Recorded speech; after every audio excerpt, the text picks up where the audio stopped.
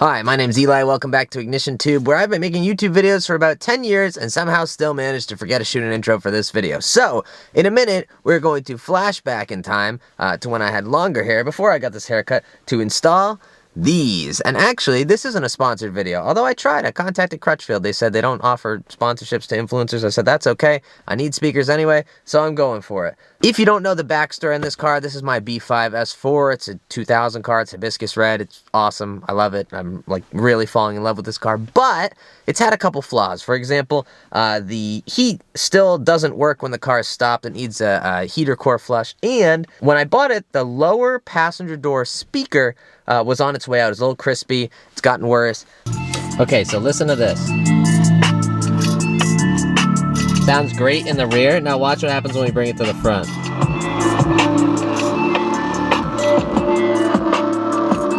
Both these speakers are gone. That one's way gone. Again, you put it to the back. All that noise is gone. Now this poor speaker, this little Bose guy that happens to be out because, again, I forgot to shoot an intro for this video.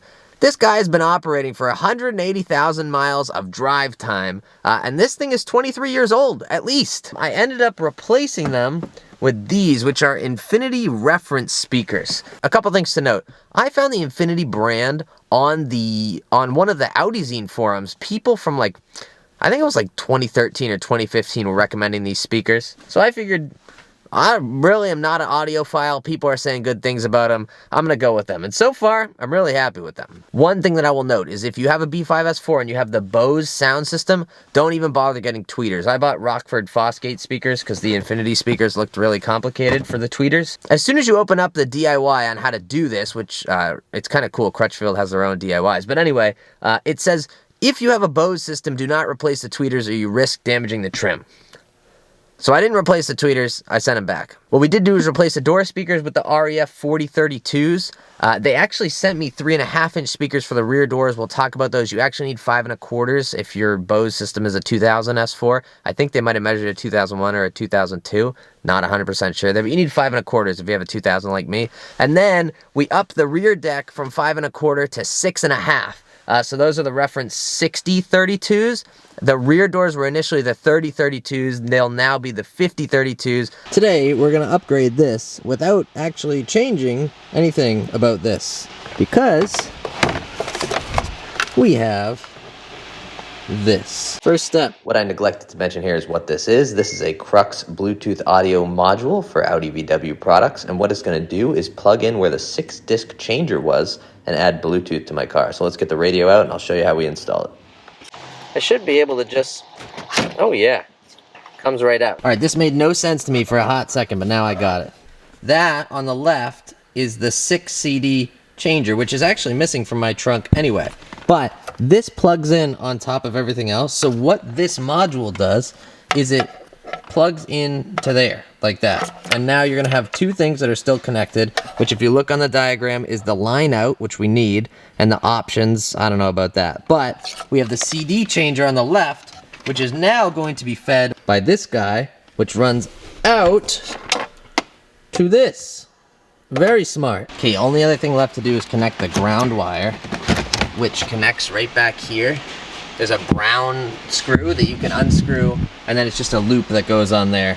It'll make sense once you're doing it, but I'm gonna put this in and see if it went into safe mode. Also, if you drop your glove box all the way down, like take the tabs out and make it flop all the way down, there's room to feed the cable behind the glove box so that your module can sit in the glove box, and that will allow you to plug in your USB device and actually have charging and Bluetooth in your car. All right, so I put it in CD changer mode. The blue light came on and it said something. Hang on, let me see if it goes away. We're looking for Bluetooth devices.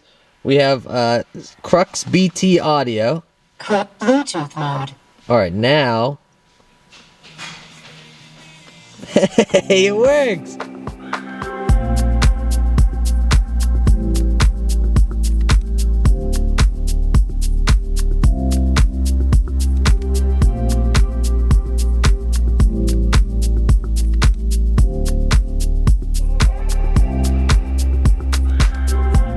I'm now on the driver's door. I had to figure out the passenger door. All these connectors are a pain in the butt. The window ones are specifically bad because you just have to pull them off and slide them on with force. But I figured out how to make this work with the new speakers without doing anything fancy. If you notice, the old speaker right here is a triangle mount. Same story here, those bolts actually go 1, 2, 3. Whereas this new speaker has 4 posts on it, 1, 2, 3, 4. So what I ended up doing is I trimmed down 3 of the posts, left 1, and then, well, I'll show you when we get this apart. But first step is taking these 3 screws, Phillips head out. It's nice to work in a car with Phillips head stuff. Also, I should mention, these guys, we're gonna reuse these I'm gonna reuse these connectors. The new Infinity speakers have the same connection. There's Pound Start in the Honda. All you have to do is, ooh, I'm not gonna be able to do this one-handed. Pull up on them and they'll come off. Now they have been pulled up on, you can get the speaker right out like this. And you'll notice, I have no workspace left. I'll put it right here, I guess. This is like a rubber insert. This comes out like this. Wow, my camera's gonna have a really hard time focusing. And the heat's gonna kick on right now, lovely. But you pull this out. And now we are met with our mounting solution. So, there's a Torx here, there's a Torx here, there's a Torx there. Okay, with those 3 out, this guy slides off and we're left with that. Or here's the new guy, like I mentioned, he's 4 posts instead of 3 posts like over there. So, naturally this doesn't fit. Naturally this doesn't fit in here like that. Doesn't work. So what I did is I lined up 1 post over there, and then the other 3 I ended up cutting off. Now you want to make sure the wiring on the back, is relatively close in the orientation of this. These actually have some room to wiggle, so as long as that ends up somewhere on this side, we should be good. If it ends up over here, we might be struggling. Just make sure that's orientated, and then we're gonna go chop these things off. Okay, so now 3 of the tabs are cut off here. I very scientifically marked the 4th so I wouldn't accidentally cut it. And now what we can do is take this should line up right there, and if I cut well, that's beautiful. So now we have a hole that lines up that we can put a bolt in, or a Torx bit in, that'll hold this down, and then the piece on top will compress it all together, and we'll put some foam in here as well. And with it all back together and the foam bolted in, there's no motion in that speaker at all. Then you simply connect the positive to the positive, which I believe is this one. There's only 1 big and 1 small. 1 big and 1 small. That connection's a little bit loose, just like it was on the other one, so I'll tighten that up and then we'll throw it back in the car. All right, day 2, I'm out here with a fresh haircut. They sent me the wrong speakers for the door. I don't know, they have 3.5-inch speakers down there. They're 5.5-inch speakers, so we'll have to figure that out. But this is the moment of truth. We're gonna see if there's any money underneath this seat. And there is an old piece of gum. This car is a complete rip-off. I want my money back. 1 zip tie, 1 top-of-can thing, a gross piece of gum, and an anchor for something. Alright, next step after taking the bottom out is to fold the seats down. We're going to get this piece that's, you can see it right here, gone. So you got to bend this metal tab upwards at the bottom, like pull it with your hand. There's an O-ring that goes around it, slides off. Then it clicks on in the middle here. You got to pull towards the outside, it comes off there. And then you got to move the seat belt and you can just lift up and the whole thing pops out. Now you want to pry off these child seat anchors, which are really crusty and gross, and they have like this stuff that comes off them. Yuck. Then these are 13s that we'll take out right here, and we'll be in business. Okay, so now we should be able to pull up and forward. They don't mention the seat belts. I don't know about the seat belts. Okay, well this is out. What they don't tell you is there is a clip here. There's a clip here and a clip here. You got to go through the holes in the deck back here, pop up, and that solves your problem. Okay, so this one was disconnected already. I think it's because this must have come detached and it was rattling in there. Probably drove them nuts. But this one is going to get replaced for sure. I guess we might as well do the other one while we're in there. Rear deck speaker is actually much more straightforward than I thought it was going to be. Basically, you take the old bracket off the old speaker, stick the new speaker in it, but you got to make sure you take the cover off the speaker. I wasn't expecting that. Other thing to note here, you need to make sure when you put the new bracket on the new speaker that the wire goes between the speaker and the bracket. If it goes underneath the bracket, there's not going to be enough length. I had to take it all the way back out of the car to figure that out.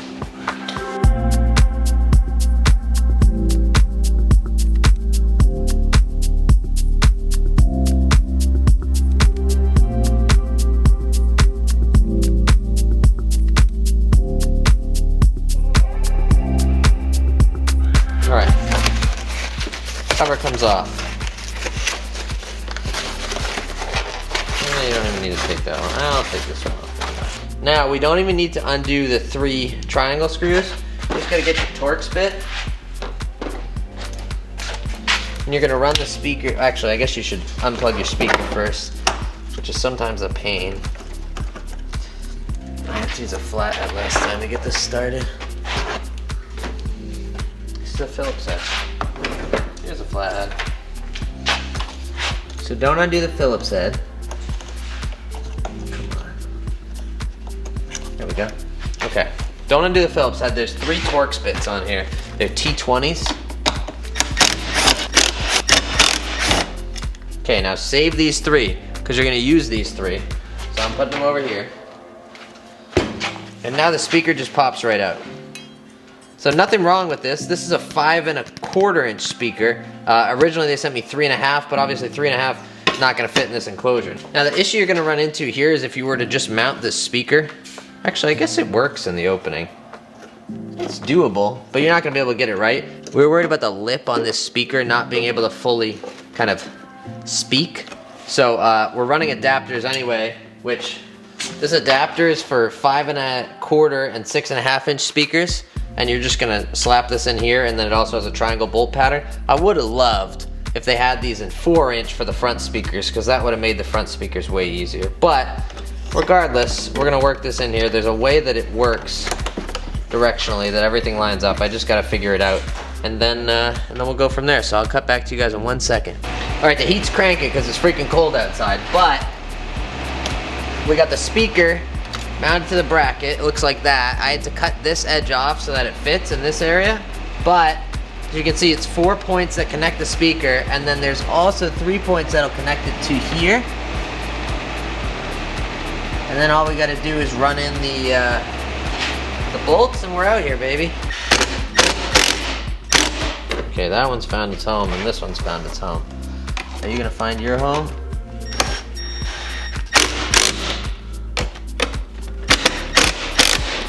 Okay, we're in business. Except, I'll put the speaker on upside down. You've gotta be kidding me. The speaker needs to be rotated. Idiot!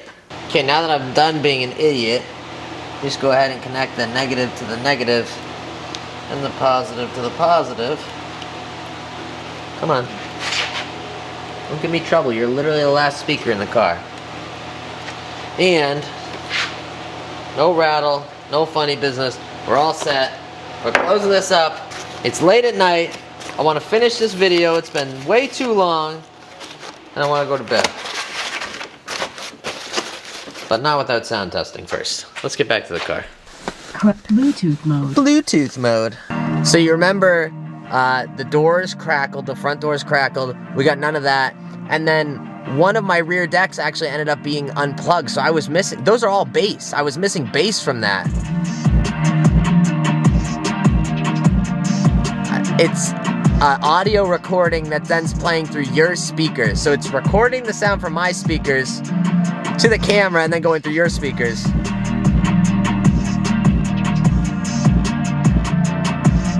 But it sounds so much better. I don't have a great benchmark for this because my front door speakers were blown, but I can tell you there's way more low end, which may be because both rear decks are plugged in now. Overall, the sound quality is really good. I'm pretty happy with it. And also, I'm thinking maybe we need a sub in here.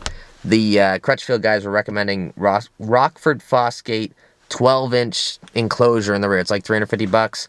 I don't know if I want to spend that much on audio. I think all the speakers all in were like $280, $300. Some of them were on sale on Crutchfield, so can't complain about that. Really nice bang for your buck upgrade. And that's all I got for you guys. Can I avoid being copyright striked here? Let's see. My dogs like to play Madden in 2K, but one thing they don't do is play about me.